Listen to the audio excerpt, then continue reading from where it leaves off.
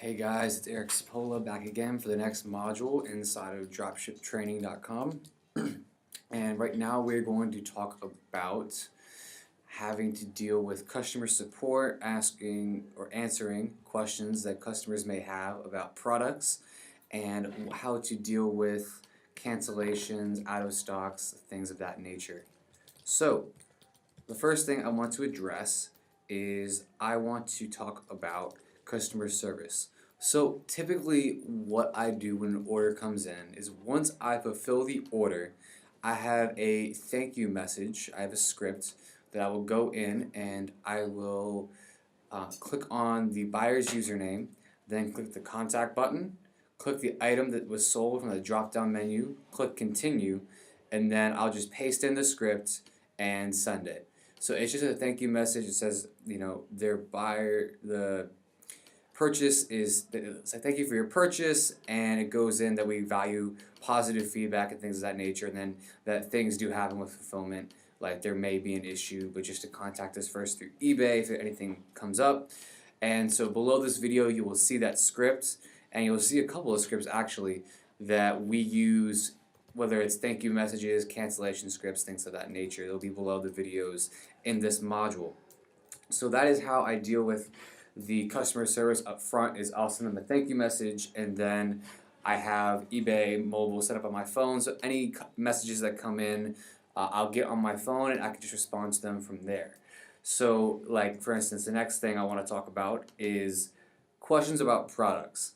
So if someone goes in and they're interested in buying a product, but they'll have a question maybe like on the size of the product, or sometimes you have people like telling you that they can only pay X amount, or that if you have it on a certain size or a certain color, you can then go to your supplier and see if those things are possible, and if they are, you can tell them that they are. You can get them in a different color or something like that. And if not, you can also tell them that, saying, okay, this is the only size, the only color that we have and that we sell in our store, and then just go from there. So you just want to work with them and answer your question to the best of the ability. And sometimes if you go to Amazon or Walmart, you can see the frequently asked questions for a certain product and see if the question that you were asked on eBay was one of those, and then you can see the manufacturer, the person who listed the item, like on Amazon, seeing if they answered it for you, and you can just paste their response. So the next thing would be cancellations. So sometimes when it comes to eBay dropshipping, especially since we don't primarily use repricing software such as SKU Grid or DSM tool, we have situations where every so often an item's price will change and we're not aware of it. So the item's price will go up from Walmart or Amazon, and that will cause us to either have no profit, or it will cause us to lose money if we were to fill the order and continue the sale. And then other times our suppliers would just be out of stock and we had no way of knowing that. And so we have to then deal with that with our customer because we can't fulfill the order at that point. So how we do this is we have a script that we use that basically gives the buyer an option of asking to cancel the order or waiting until we have new items in stock. So it's framed in a way that we have items at the warehouse, but they weren't satisfactory quality. Now, there is one caveat to this. eBay isn't the happiest about the way we approach this, and in fact, one of my accounts that I use personally got permanently banned from selling on the eBay platform because they saw an abnormally high amount of cancellations in a short period of time. So I would say try to keep the number of cancellations that you have on your account to a minimum. So that means that you want to be up to date as much as you can on the prices of your items, the stocks of your items, so that you don't have to deal with cancellations.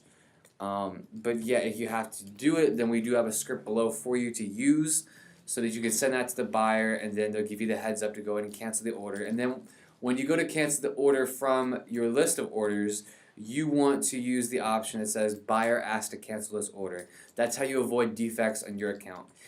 And so that's the part that eBay doesn't like. They would want you to use the out of stock option or the damaged option, which is the first one in the drop down menu. But if you use that, you'll get defects on your account, which doesn't look good for your metrics. It'll drop you below standard. So Again, try to keep cancellations to a minimum, first and foremost. But if you have to, please use the script that we provided below the video, and also use the buyer asked to cancel option in the drop down menu for when you click cancel this order on any given order in your eBay dashboard. The next thing I want to talk about is an item not received case.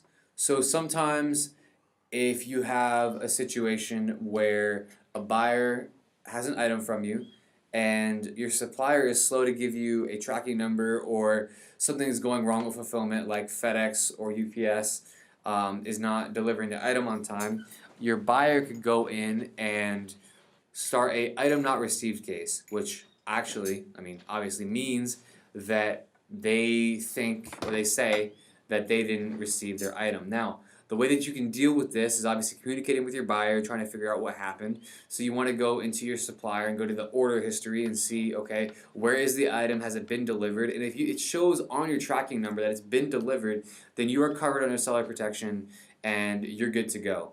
Now, if it's something where the supplier didn't actually fulfill the item for some reason, like maybe the item was sent back to the warehouse, or they had trouble delivering the item, then you want to communicate with the carrier themselves to see what happened. And no matter what happens, whether it's ruled in the buyer's favor or your favor, you want to make sure that you're the one taking action, because if eBay closes on your behalf, then you get a defect on your account, which under the category of cases without seller resolution. If you have you're allowed 0.3% on your account, and if it goes higher than that, then you're considered below standard. You don't want that. So make sure you're on top of all your cases, and no matter which way they're ruled, just you want to be the one making the choices. So whether it's refunding your buyer or defending your side, you want to be the one taking action, not leaving it up to eBay. So that is how you take care of your item not received cases. You want to make sure you have your tracking numbers on time, and if there are issues, you need to be communicating with your suppliers and your carriers for those items specifically. And that's as simple as hopping on the phone and calling the supplier and talking to them about the order specifically. The next thing I want to talk about is returns. So how to deal with returns as they come in. So when we set up the accounts, we went into our account settings and we turned on the RMA numbers. This allows us so that even if the returns are automatically approved, that they give us a 3 or 4 day window to contact our buyer and get their email address so we can provide them the return shipping label that they can use to send the item back.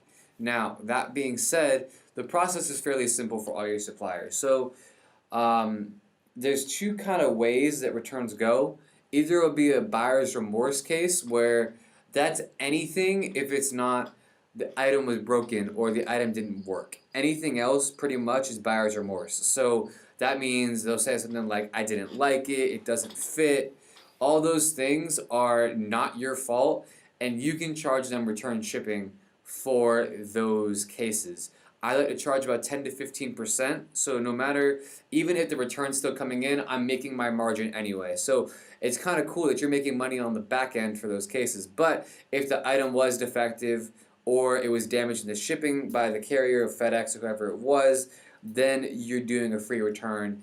And no matter what, it's as simple as going into your order on Walmart or Amazon and then filing for a return and then giving them the reason. Then they'll provide you a return shipping label. You'll grab that, you'll upload it into eBay, and you will put in the tracking number from the label, and you're good to go.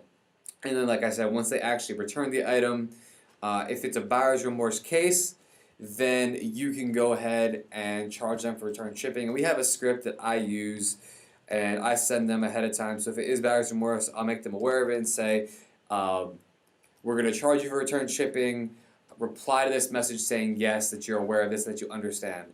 And if they're unhappy with that, sometimes they'll bicker with me, but most of the time they'll understand and they'll say yes.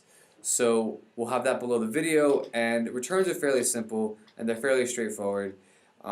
If you guys have any questions, please let us know. If you have any specific examples of return that you need help with taking care of, again, please reach out to us and we'll do our best to help you with your situation. But that is how we address returns. Thanks, guys.